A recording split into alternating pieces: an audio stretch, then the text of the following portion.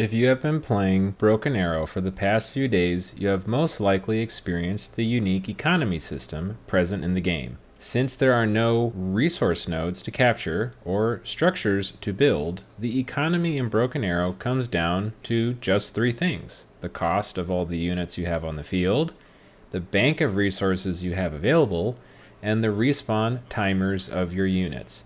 Because of this, I believe Broken Arrow is so good to the RTS genre as a whole, as it's very easy to understand and use, but a mastery of the economy system allows skilled players and teams to really show off their skills. Let's take a deep dive together and look at all of these aspects in detail. First, let's look at arguably the most important stat, the income rate. Now, income rate is the amount of points you will gain in a minute and is displayed as a plus and a number at the top left of the screen. Every time you call out a unit, you will notice that your rate will decrease. A 100-point unit will decrease your rate by 6 a minute. Now, this scales with any amount of units and is consistent for everything but aircraft. So as an example, at the beginning of the match, if you call out 1,000 points worth of units, your rate will decrease by 60. Planes, however, are unique as their rate reduction is half. Now, this means that calling out 1,000 points worth of planes will only reduce your rate by 30. This might seem really overpowered, but planes are balanced in other ways, and we will get to that later.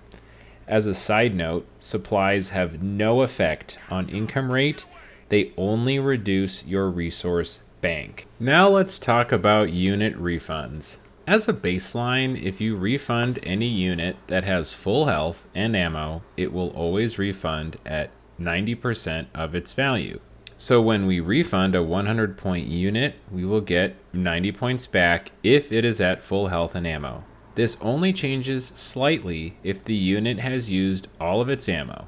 So let's look at the AH-64E as an example. The Guardian I used in the demonstration costs 290 points, and its total armament package is 150 points in the builder.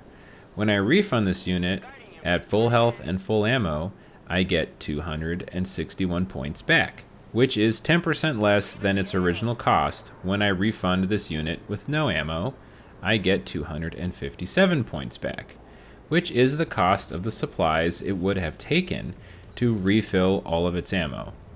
So unless you plan on keeping a unit out on the field, it's most likely best to just refund it, regardless of how much ammo it has. Units refunded with less than full health take up to an additional 40% less refund than if they had full health. This means that if you refund a unit at 1 HP, you will get 50% of its value back. As a side note, time spent out on the field has no impact on the unit's refund value. You will always get the maximum refund as long as the unit is full health and ammo. So I believe if you want to maximize the refunds for your units, it's probably best to repair a unit to full health before wanting to send it back to base. So now let's talk about planes. Planes have a whole different system in calculating their refund value. Your armament plays the primary role in determining how much of a refund you will get back.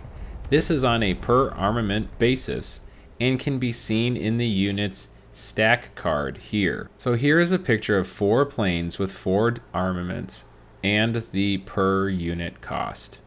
So to calculate how much refund you get when the plane comes back, you multiply the resupply cost by the number of bombs or rockets that the plane is carrying, assuming you use all of them.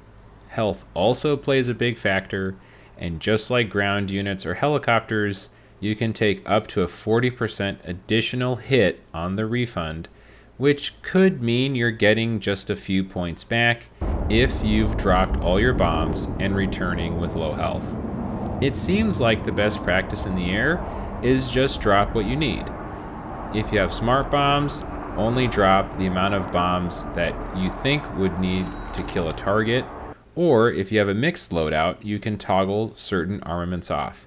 On my Nighthawks, for example, I'll carry fire bombs, snake eyes, and clusters, so you can toggle off the bombs you don't need.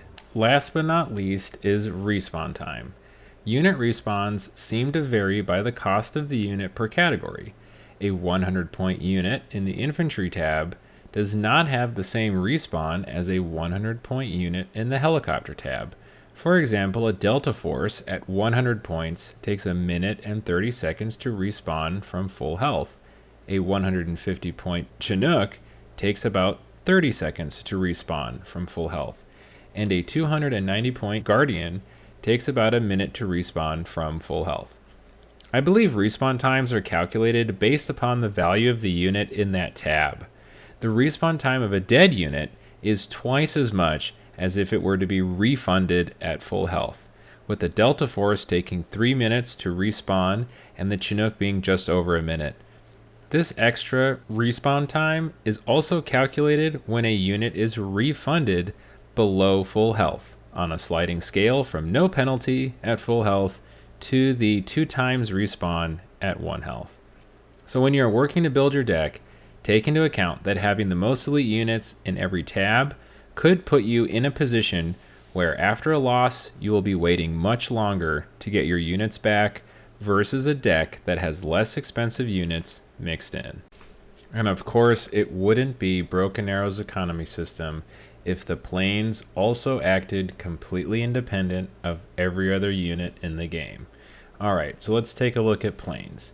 Now planes have a minimum respawn time 4 minutes and 30 seconds. So this means if you call a plane out and immediately realize you don't need it and send it back to base with full health and full armament, it is still 4.5 minutes before that plane is ready to come back out into the field. This is unanimous across all plane types, with the only exception being a nuclear bomb plane. The nuke planes take 5.5 minutes if refunded at full health and with their armament. Heavy bombers like the B-2 Spirit and B-1 Lancer, once they've dropped all of their armament, take 9 minutes and 30 seconds to respawn, even if they come back at full health. The other planes in the air tab, like the F-15EX2 or the Strike Eagle or the Raptor, still take 4 minutes and 30 seconds to respawn if they've been refunded with full payload.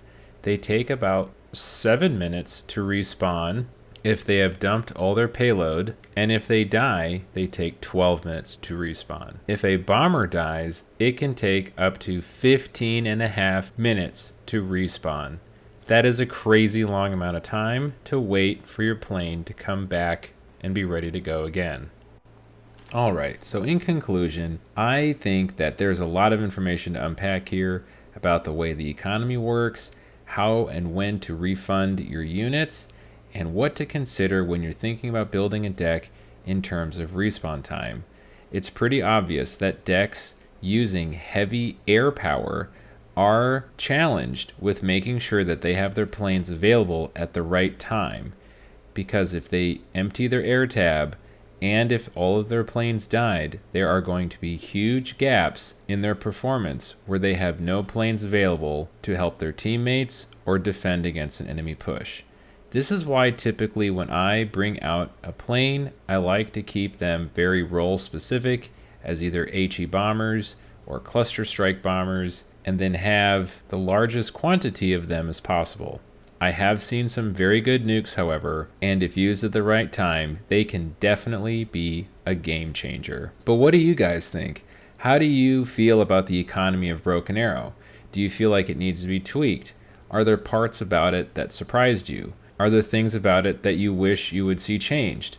I'd love to hear about it in the comments and in the Discord. We've had a huge number of folks join the Discord and start grouping for games, and it has been such a great time. I hope you join us. Thank you for being here, and love you all.